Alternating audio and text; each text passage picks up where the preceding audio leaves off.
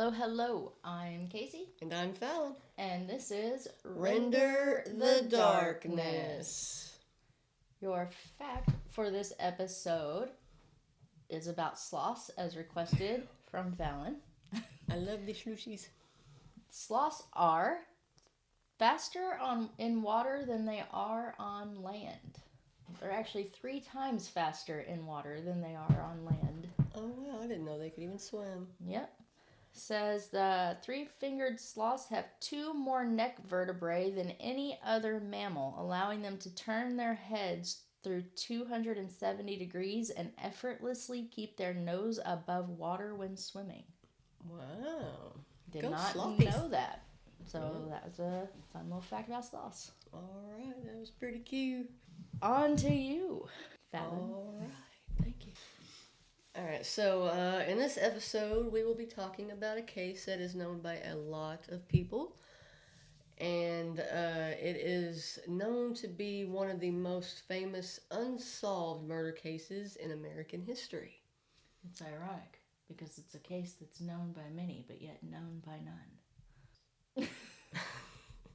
No idea what I meant by that, do you? No. Well, because a lot of people know about the Zodiac Killer, but they never. I don't want to spoiler alert it. You straight up just took it away.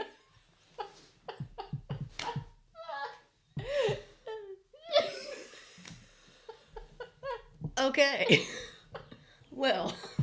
Do you want to start over? I will totally start over. You should have known what I meant. I would have had to explain it. Anywho. Now, there are 5 known victims and 2 people that were very badly injured, but thankfully did survive. There are also 9 other possible victims and 2 serial murders that might be connected. Now, the case that I'm referring to, as if you didn't know already, is a Zodiac Killer. Sorry. It's okay. Now, this case is going to probably be 3 parts. Possibly 4. Just depends, because I'm sure everyone knows that there's a lot of information out there on this case. Just to let you guys know also that there's quite a few quotes and reports that I use in this, just because I want to be able to get as much of the factual information as I can about this case to you. So hopefully I will do it justice. I think you will. Well, thank you. The attacks of the Zodiac Killer were known to have taken place in Benicia, Vallejo, Napa County, and the city of San Francisco. And because of the abnormal nature of the case, people from all over became very interested in it, and many people still are.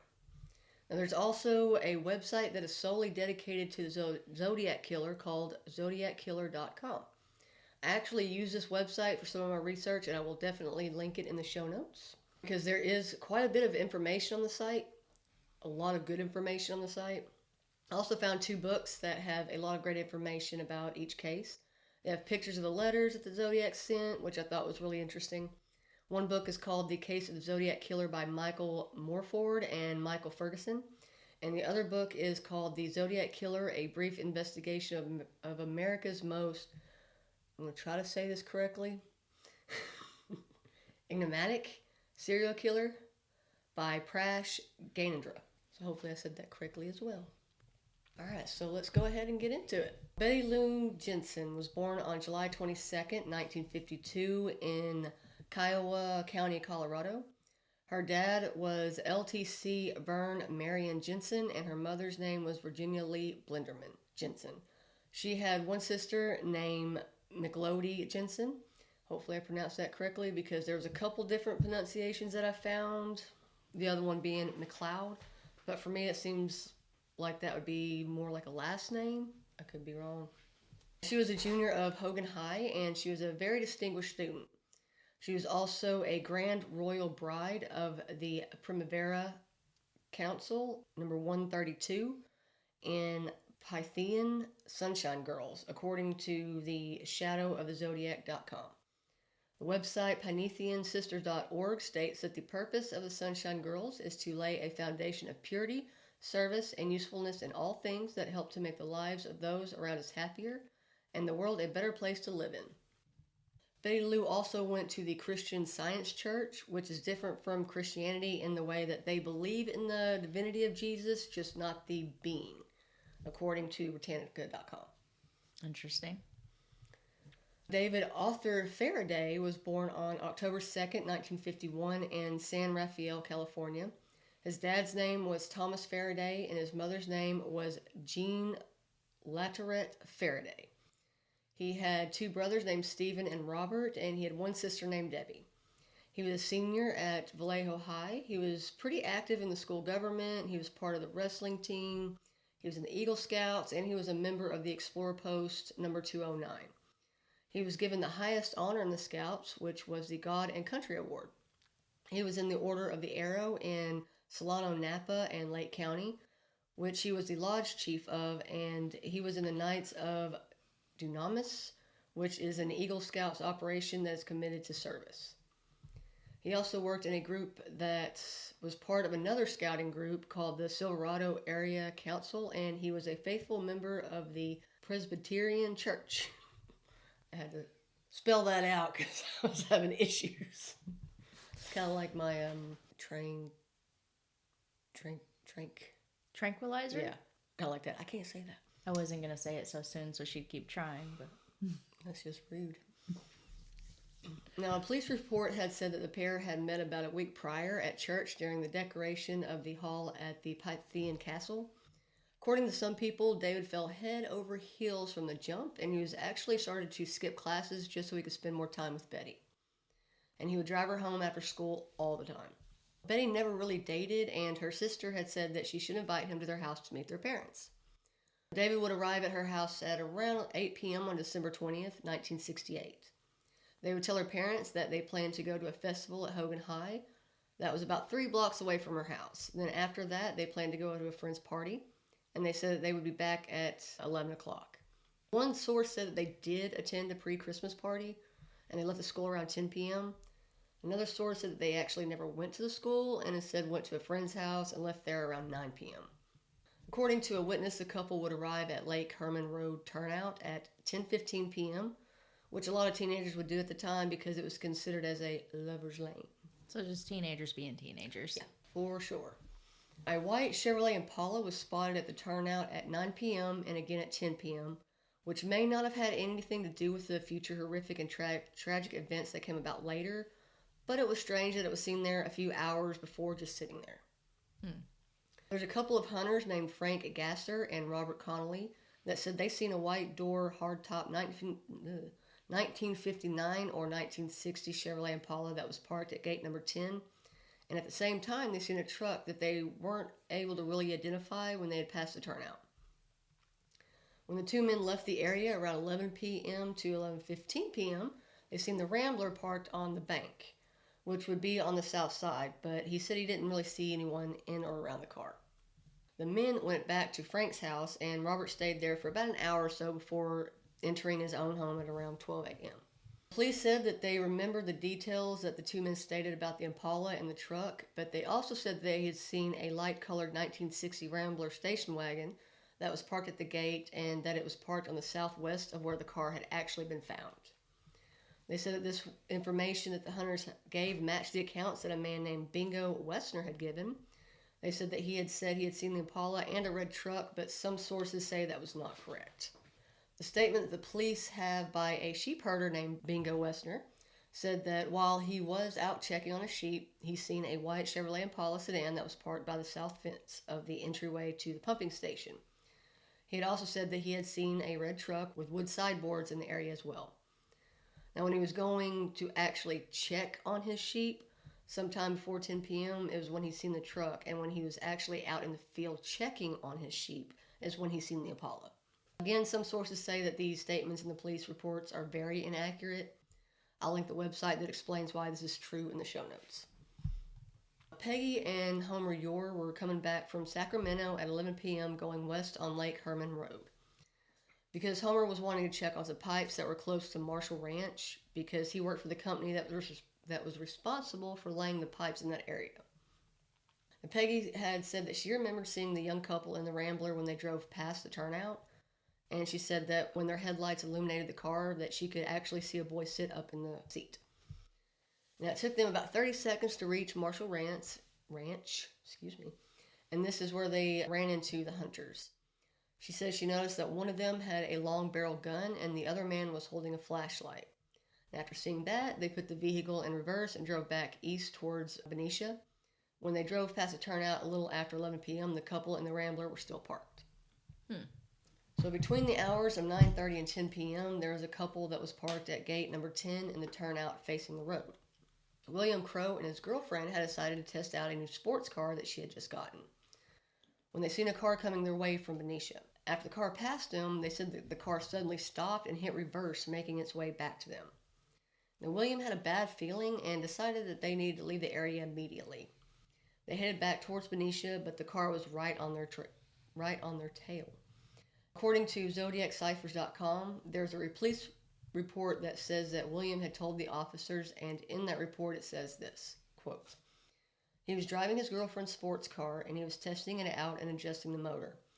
He was parked in the open area by the pump station and he observed a blue car, possibly a Valiant, coming down the road from Benicia towards Vallejo.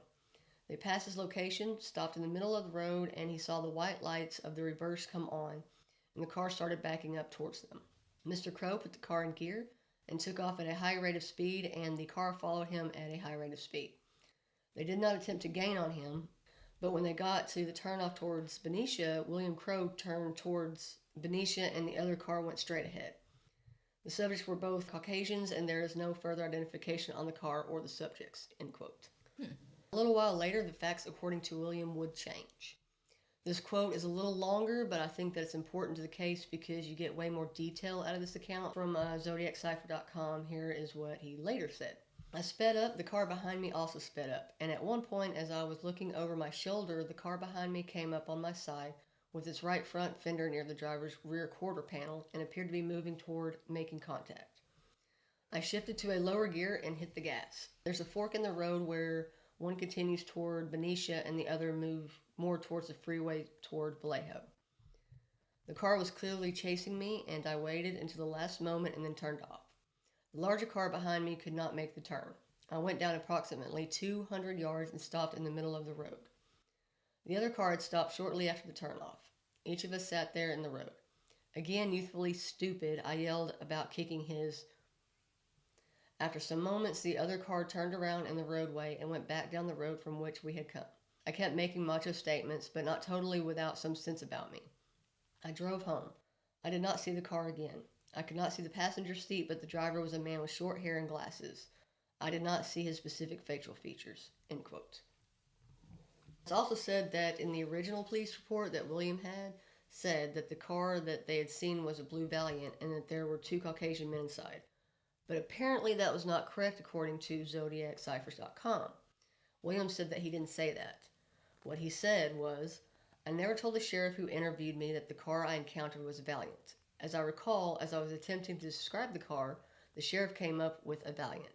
In the years that have passed, when I have shared the events of that night, I have described the car as a 4-door, light-colored Chevy," end quote. So do you think that was just another moment where he changed his story, or do you think he was legitimately saying that the police got his details wrong in the first place? I'm going to say that they probably got his details wrong in the first place because of the, because he said that he actually seen a 4-door Chevy.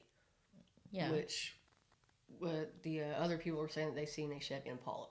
Right. So, But didn't they say theirs was a 2-door Chevy Impala? I don't know if they said it was a 2-door or not.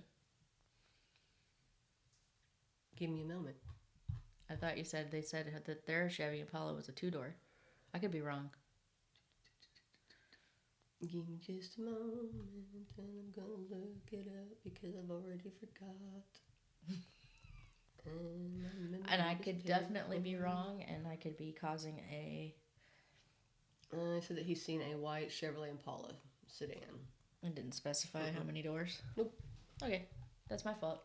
Now Sorry. No, you're fine. Now I gotta go back and find where I was. I'm so sorry. My interruptions. You're fine. Gives me a chance to sing, which I shouldn't do anymore. Thank you. Oh, thanks. Rudeness.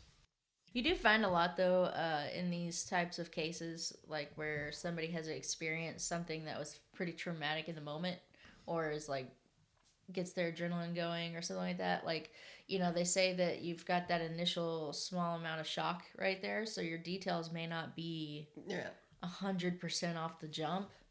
So for the details to change a little later, it's not completely unheard of. No, or not like at a all. cause for suspicion that his story changed, because in this particular situation, he was kind of the innocent party. Yeah, yeah. I mean, it was just one of those things that you know. Why did you whisper that? She I said didn't. happens. I said that happens. Okay. James Owen, who was a supervisor of Humble Oil and Benicia, was going to work when he drove past a turnout at 11:14 p.m. Now he saw two cars that were parked beside one another within 3 to 4 feet between them. And he said he didn't see anyone in or around the cars at the time. When James was about a quarter mile down the road, he said that he thought he had heard a gunshot.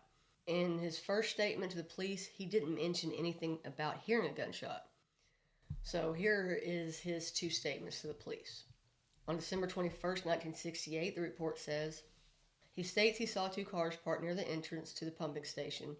He stated the car parked nearest was a 1955 or 1956 station wagon, box type, neutral in color. The other was parked to the right and abreast of the station wagon. The cars were about 10 feet apart. He stated he could not give a description of the make or color of the other car. The other statement he made on December 24th, 1968, said he definitely saw two cars, a station wagon and another vehicle parked approximately 3 or 4 feet to the right of the station wagon. He did not see anyone in the cars or around them. He stated as he traveled approximately 1/4 of a mile beyond, he thought he heard a gunshot. So it's just kind of strange that the first time that, he made the report, he didn't say anything about that. Yeah. It seems like a pretty important thing to have added. Yeah, I don't know if he just didn't, remember right offhand after everything had happened. Maybe, Well, does he ever, like, I don't want to ruin any part of your case or whatever, but does he ever become, like, a suspect? No. Sorry. No, my mind just went, boo. Man, it's probably not a good day to be going, boo. But no, he isn't. Okay. As far as I know, he is not considered a suspect. Okay. As far as I know. I could be wrong. Okay. Okay. We shall see. Yes, we shall see. Tune in for the next 3 parts to find Possibly. out. Alright, so Stella Perez, she left her home that was about 1.5 miles west of the turnout. She came upon David and Betty at 11:20 p.m. laying on the gravel. Now she sped off towards Benicia to let the police know, and she found Captain Daniel Faraday, who would get to the crime scene at around 11:28. The police report on page 19 had said this. She states that no cars were going in either direction while she was on the road. When she arrived at the scene, headlights picked up the car and she observed a boy, and he had looked like he had fallen out of the open door. The girl was lying on her side facing the road. She had a purple dress on and looked well dressed. She saw only one car at the scene. It looked like a Rambler, grayish in color. It had a chrome rack on the top. She states she drove 60 or 70 miles an hour en route to Benicia to report the incident. When she saw the police car, she honked her horn and blinked her lights to attract the attention of the police officers. David Faraday, who was 17, and Betty Lou Jensen, who was 16, were in their parked car at the turnout when it was thought that the killer drove up beside them and made them get out of the car by firing 2 shots with a .22 handgun. One of the bullets struck the right back window, shattering it, and in the left rear wheel well, and became stuck. The second bullet struck the inside of the roof and was taken from the fabric on the opposite side. The weapon they think the killer used was a JC Model 80 or High Standard Model 101 Super X copper coated long rifle ammunition. That's according to Zodiac cipher.com. Now they think Betty and David got out of the car on the passenger side. But what happens next is really based on opinion. But the facts are that David had a gunshot wound under his left ear, and Betty, fearing for her life, seemed to have tried to make an escape, but unfortunately was shot in the right side of her back 5 times. Oh my goodness. Now, David was found lying perpendicular to the right side of the back tire, and Betty was found with her head facing the bumper of the car about 28 feet away. And when the police got to the scene, David was still breathing, but Betty was unfortunately pronounced deceased at the scene. They rushed David to the hospital, but was unfortunately pronounced DOA at 12:05 a.m. The police were not able to find any kind of tire marks at the scene because of the cold temperatures on that night, which were below 22 degrees. So the ground was so hard and solid that there was nothing there. For those that may not know medical terminology, DOA stands for dead on arrival. Sorry, I should have said that. It's okay. Okay, so if I pronounce these names wrong, I'm really sorry. I'm trying. Michael Renaud Mageau was born on October 29th, 1949. His dad's name was Robert William Mageau, and he owned a pest control company. His mom's name was Carmen, and he also had an identical twin brother. I couldn't find a lot on his mother or his twin brother. At the time of the attack, his parents were divorced, and his brother was living with his mother in LA, California. And he spent most of his life in Vallejo and had a pretty normal teenage life growing up. Now, Darlene Elizabeth Ferrin was born on March 17th, 1947 in Oakland, California as Darlene Elizabeth Sweenan. Her dad's name was Leo Sweenan Jr., who was born in Oakland, California on June 15th, 1926 and passed away on June 18th, 2009. Her mother's name was Norma Jean Hightower Sweenan and was born in Texas on August 16th, 1929 and passed away on January 8th, 1981. She also had a brother named Leo Sweenan III, who was born December 21st, 1950, who sadly passed away on July 13th, 1954. Aw. He wasn't very old. Little baby. And she was married to Arthur A. Ferrin, and they had a daughter named Dina Ferrin, born January 24th, 1968, in Solano County, California. Now, Darlene was working at Terry's Waffle Shop, where she had originally met Michael. Even though she was married, she decided to go out on a date with Michael, and it said that she went to his home around 11:30 p.m. on July 4th, 1969, and they left not too long after she arrived. Now, they were headed to Mr. Ed's restaurant, and after driving in that direction for a little while, they decided to turn around and go to Blue Rock Spring Park. Now, in the police report, though, it says that Darlene's husband and her employer, Bill, said, Darlene and her sister Christina Sweenan had been at Mr. Ferrin's place of employment, Caesars, in the 300 block of Tennessee Street at approximately 10:30 p.m., and at this time Darlene left, stating that she was going to take Christina home, then go home herself to 1300 Virginia Street. And then at approximately 11:30 p.m., Lee called Darlene to ask her if she would try to find a fireworks booth open to purchase some, as they were going to have a party at her home. Well, it says at 1300 Virginia Street. A couple of women who would babysit for her, named Pamela and Janet, said that, quote, Darlene didn't return until about 10:30 p.m. or shortly before that. They also indicated that after she had cleaned the house for just a few minutes, she was going to go and get some fireworks. And they said, quote, Darlene left the house around 11:40 p.m. and they didn't see her again. So there is a little bit of a discrepancy in the timelines here, because a lot of people seen that Darlene was still at home at 11:30 and that she didn't actually leave the house until 11:40, arriving at Michael's house a little while later. People were celebrating the 4th of July, and Michael and Darlene were parked in the lot listening to some music while they talked, when a vehicle with a bunch of kids pulled into the parking lot, shooting off firecrackers before taking off again. A little while later, another car pulled into the lot and turned their lights off and just sat there for a while. Now, the car finally left and drove towards Vallejo Spring Road.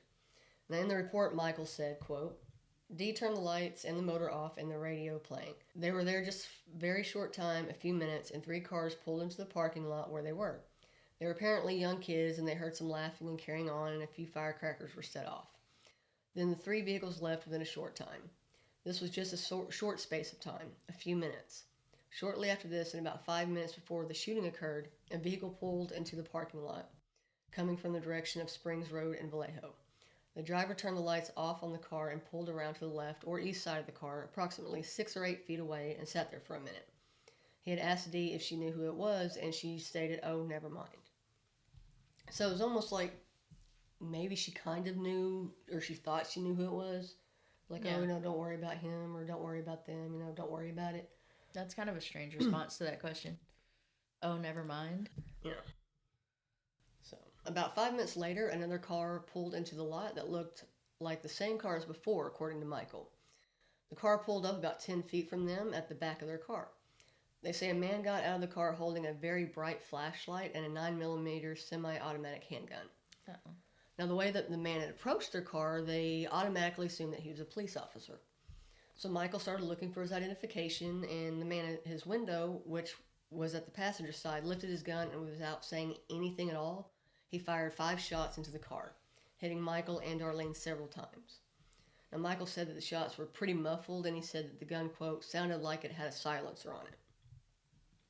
Now, after the attack, Michael tried to keep from getting shot again by jumping into the back seat. Now, after the man finished firing, he turned around, got back into his car. Now, Michael would say that he grabbed the outside door handle and fell into the ground and was able to see the man take off at a very high rate of speed in the direction of Vallejo. Do you think the guy just ran out of bullets, or do you think he thought Michael was dead? I think he thought that he was dead. 2 of the officers that were at the scene first were Richard Hoffman and Ed Rust, but Hoffman was on the scene first. When Rust arrived, he seen that Hoffman was tending to Michael, who was on the ground on his back by the open car door. He seen Darlene in the car and made his way over to her. Now, she was sitting behind the steering wheel, not really moving, and Russ was trying to ask her what happened, but he wasn't able to really make out what she was saying because of her injuries. Michael and Darlene were both rushed to the hospital, and while on the way, the EMTs were performing resuscitation on Darlene the whole way there. But unfortunately, when they arrived, she was pronounced deceased at 12:38 a.m. at Kaiser Hospital. Thankfully, Michael would survive the attack, and after he was able to recover some, he was able to give Detective Rust a description of his attacker. Okay. Now, he told him that the man was heavy set, 5 foot 8 inches tall, had a muscular type build. He may have weighed around 195 to 200 pounds, short curly hair that was light brown to almost blonde color. Okay. George Bryant, who was the son of a caretaker at Blue Spring Park, was only 800 feet from the scene at home in bed. He would say that he could hear people laughing, having fun, shooting off firecrackers, but he didn't really see anyone in the area. Around midnight, he thought he heard what he thought sounded like a gunshot, because it sounds a lot louder than a firecracker. There was a brief moment of silence, and then he heard what sounded like multiple shots and the squealing of tires. Now, he never did go out to see what happened because it was the 4th of July, so he thought it was just people out celebrating. Yeah. Now, because George heard the shots, it makes it seem more likely that Michael's hearing was affected by the first shot rather than the gun having a silencer attached. Okay. So they just sounded muffled to him because his eardrum got damaged from Right. the initial. That's what they're thinking. Because, George, being 800 feet away. He could hear them all clearly. Yeah. Now, the memory of the number of gunshots would be different between Michael and George, but what we do know is that 9 bullet casings were found in the car. 7 in the right side of the car and 2 in the passenger seat. Well, he sure shot a lot in the car. Yes. Now, here is when the first contact with the killer, here is when the police get first contact by the killer. It was on July 5th, 1969 at 12:40 a.m. Nancy Slover, who was a police dispatcher, received a phone call 40 minutes after the attack on Michael and Darlene. The caller was using a payphone at a gas station on Spring Road and Ptolemy, which was actually pretty close to where Darlene lived. The caller claimed that he was the one that had attacked Michael and Darlene, and he was also the one who killed the couple on Herman Road, which was David and Betty. Nancy said that the caller had a tone in his voice that seemed like he was taunting and mocking her just to shock her, and she said, quote, "It worked." Now, the words that the caller said was, quote, "I want to report a double murder. If you will, go 1 mile east on Columbus Parkway to the public park. You will find the kids in a brown car. They were shot with a 9mm Luger. I also killed those kids last year. Goodbye." Now, on July 31st, 1969, the San Francisco Examiner, San Francisco Chronicle, and the Vallejo Times-Herald would receive a piece of paper that had a code on it that was sent by the killer. Now, in these letters, he described details of the first 2 crimes that he had committed. Police Chief Jack E. Stilts didn't really believe that the sender of the letters and the killer were the same person. So he had asked that the writer send in more information to prove that he was the killer. So one of the coded letters was published on August 1st, the second was on August 2nd, and the third was on August 3rd. The San Francisco Examiner again printed that Chief Jack Stilts was not convinced he was the killer, so again asked him to send more proof. The killer did not take long to respond to this because on August 4th, 1969, the San Francisco Examiner received another letter, which they think was actually hand-delivered. So do you think that he legitimately thought the killer wasn't associated with the murders, or do you think he was just trying to initiate more interaction and communication from this person? I just think he didn't think that the person that was sending the code or the letter was the actual killer. Oh, okay. Because I guess whenever Because if he did, it would have been smart to keep saying that he didn't, so that he would kind of like double taunt the guy, into inspiring him to continue writing in, so they could get more, more and more more information. If he and just keep talking, like if he was what do you call it, like an ego or whatever he was trying to. I mean, the guy clearly either wanted to be caught, or he at the very least wanted attention. Like, clearly. For sure. Or because he wouldn't have reached out and contacted the police in the first place. If this even is the right person, I mean, this could have been somebody that just wanted the claim to fame or wanted the attention and was saying that he was the killer. Right. But with that happening so soon after the attacks, you'd think that, I mean, he might be telling the truth. He could very well. Because I can't imagine there was a whole lot of information released at that point just a couple hours later. Yeah, that's true. So, again, they thought that the letter was actually hand-delivered. Now, this time it is the first letter that has the Zodiac symbol on it. So the letter talked about the night of Michael and Darlene's attack and information on the call made to Nancy. Just bear with me on this because there's a lot of errors with the grammar in this letter. A lot. So that you're reading it exactly how he sent it. This is his letter, his wording. This is exactly how he worded it. Yes, this is exactly how he worded it. Okay. So it says, "This is the Zodiac speaking. In answer to your question for more details about the good times I have had in Vallejo, I shall be very happy to supply even more material. By the way, are the police having a good time with the code? If not, tell them to cheer up. When they do crack it, they will have me. On the 4th of July, I did not open the car door. The window was rolled down already. The boy was originally sitting in the front seat when I began firing. When I fired the first shot at his head, he leaped backwards at the same time, thus spoiling my aim. He ended up on the back seat, then the floor in the back. I'm going to assume that means thrashing out very violently with his legs. That's how I shot him in the knee. I did not leave the scene of the killing with squealing tires plus racing engine as described in the Vallejo paper. I drove away quite slowly so as not to draw attention to my car. The man who told police that my car was brown was, again, this is his letter, that my car was brown was a Negro about 40 to 45, rather shabbily dressed. I was in this phone booth having some fun with the Vallejo cop when he was walking by. When I hung the phone up, the damn thing began to ring, and that drew his attention to me in my car. Last Christmas, in that, I'm going to assume escapade? Episode? Yeah, I'm going to say episode. The police were wondering how I could shoot, plus hit my victims in the dark. They did not openly state this, but implied this by saying it was a well-lit night. Plus, I could see silhouettes on the horizon. Bullshit. That area is surrounded by high hills plus trees. What I did was tape a small pencil flashlight to the barrel of my gun. If you notice, in the center of the beam of light, if you aim it at the wall or ceiling, you will see a black or dark spot in the center of the circle of light about 3 to 6 inches across. When taped to a gun barrel, the bullet will strike in the center of the black dot in the light. All I had to do was spray them as if it was a water hose. There was no need to use the gun sights. I was not happy to see that I did not get on the front page coverage. I was not happy to see that I did not get front page coverage. Now, at the end of this letter is the Zodiac sign, and it also stated no address. So, this is where I'm going to end part 1. So basically, this dude is not only taunting the police, but he's like, hey, you guys are doing a real shit job of covering this because I should be the headlines right now. So it almost sounds like maybe he's taking it as a challenge at this point to see what he has to do to be put on the front page. Well, in part 2, it'll explain what he means there a little bit more. Okay. Because there is a reason why he says that very last sentence. Okay.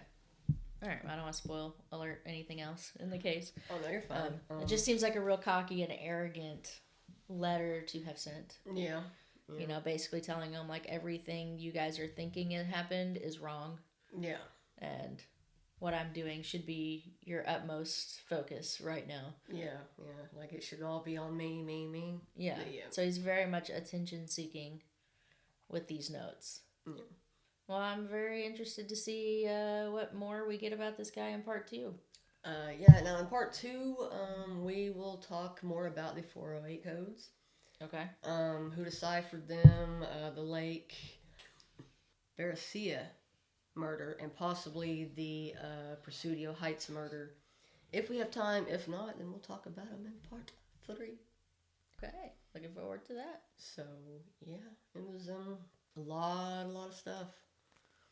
I'm very interested in what you got going on with this case. I am excited to see how this all plays out.